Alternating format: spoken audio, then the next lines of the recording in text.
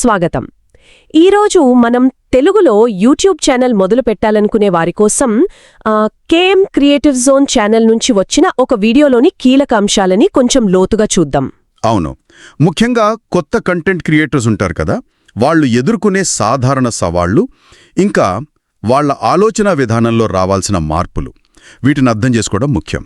అవును, ఎందుకంటే మొదలు పెట్టాలంటేనే చాలా మందికి ఒక రకమైన భయం ఉంటుంది.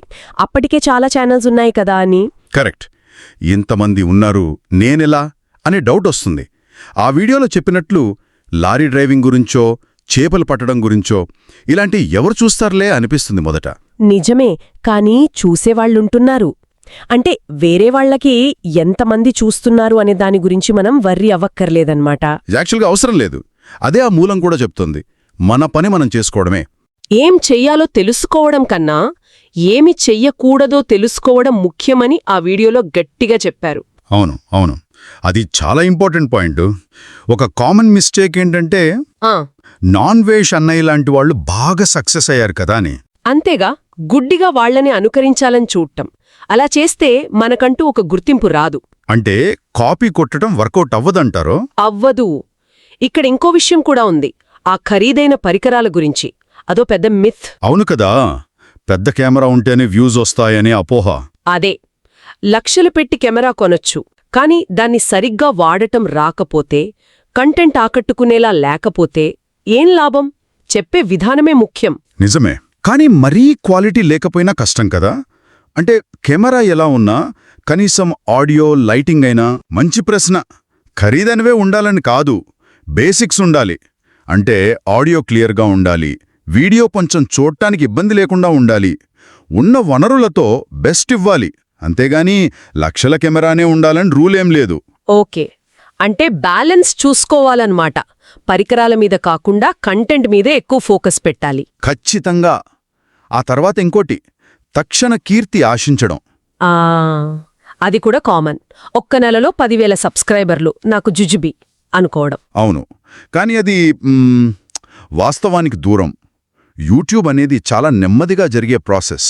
మరి ఆదరణ రానప్పుడు వచ్చే కామెంట్స్ ఉంటాయి కదా, అవి చాలా ప్రభావితం చేస్తాయి. అవును, అది చాలా ముఖ్యమైన పాయింట్. ఫీడ్బ్యాక్ యొక్క ఇమోషనల్ ఇంపాక్ట్. ఎంగేజింగ్గా లేదు అనో, ల్యాగ్ ఉంది అనో కామెంట్స్ వస్తే గుండెల్లో ఠంగ్ అని పడుతుంది కదా కొత్తవాళ్లకి. అంతే, చాలా నిరుత్సాహంగా అనిపిస్తుంది. అప్పుడు కన్సిస్టెన్సీ మీద డౌట్స్ వస్తాయి. వచ్చే వారం వీడియో పెట్టకపోతే ఏమవుతుందిలే అనిపిస్తుంది. లేదా అసలు నేనీ పనికి సరిపోతానా అనే ఆలోచన కూడా వస్తుంది. కరెక్ట్. ఆ మూలం ఈ మానసిక సంఘర్షణ గురించే మాట్లాడుతోంది. మరిక్కడే అసలు సమస్య.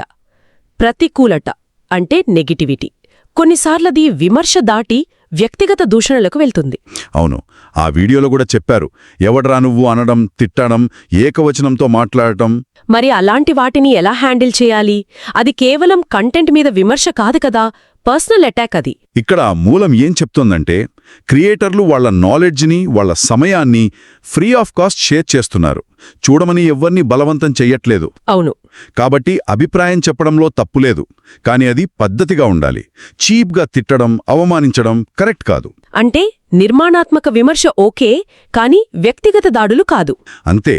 ఆ కంటెంట్ వెనుక ఒక మనిషి ఉన్నాడు, వాళ్ల శ్రమ ఉంది అనే గౌరవం ఉండాలి. దాన్ని గుర్తించాలి అని ఆ వీడియో సూచిస్తోంది. కాబట్టి మొత్పట్టిదమిదం అర్థం చేసుకోవాల్సిందేంటంటే, యూట్యూబ్ ఛానల్ పెట్టడం అంటే జస్ట్ వీడియోలు తీసి అప్లోడ్ చేయడం కాదు. కాదు, అస్సలు కాదు. ఆ భయాన్ని దాటాలి, ఎక్విప్మెంట్ గురించి, గ్రోత్ గురించి రియలిస్టిక్గా ఆలోచించాలి. ఇంకా ముఖ్యంగా ఆ వచ్చే నెగటివిటీని తట్టుకునే మెంటల్ స్ట్రెంగ్త్ పెంచుకోవాలి. ఖచ్చితంగా. ఇది టెక్నికల్ విషయం కన్నా ఎక్కువ మైండ్ సెట్కి సంబంధించింది, దృక్పథానికి సంబంధించింది. అంటే గేర్ కన్నా మైండ్ సెట్ ముఖ్యమన్నమాట. ఎగ్జాక్ట్లీ. దీన్ని కొంచెం పెద్ద చిత్రంలో చూస్తే, ఈ ప్రయాణంలో టెక్నికల్ స్కిల్స్తో పాటు ఎమోషనల్, సోషల్ స్కిల్స్ కూడా నేర్చుకోవాలి. అంటే ఇతరులతో ఎలా ఇంటరాక్ట్ అవ్వాలి, విమర్శను ఎలా తీసుకోవాలి, ఎలా నిలకడగా ఉండాలి, ఇవన్నీ కూడా భాగమే. అవును, ఆ గౌరవప్రదమైన ఇంటరాక్షన్ గురించే ఆ వీడియో మళ్ళీ చెప్పింది. ముగించే ముందు శ్రోతలు ఆలోచించడానికి ఒక విషయం. సృష్టికర్తలు తమ పిచ్చిని, అంటే వాళ్ల ప్యాషన్ని ఆన్లైన్లో పెడతారు అని ఆ మూలం అంటోంది కదా. అవును, మరి ఇందాన్న మాట్లాడుకున్న స్ట్రాటజీలు, ఛాలెంజులు, నెగటివిటీ ఇవన్నీ ఉన్నా కూడా ఆ క్రియేటర్లోని నిజమైన ఆ జెన్యుయిన్ ప్యాషన్ అది వీటన్నిటిని దాటి ఆడియన్స్తో కనెక్ట్ అవ్వడానికి ఫైనల్గా ఎంత హెల్ప్ చేస్తుంది, దీని గురించి ఆలోచించాలి. మంచి పాయింట్. ఆ ప్యాషనే డ్రైవింగ్ ఫోర్స్ అవ్వచ్చు.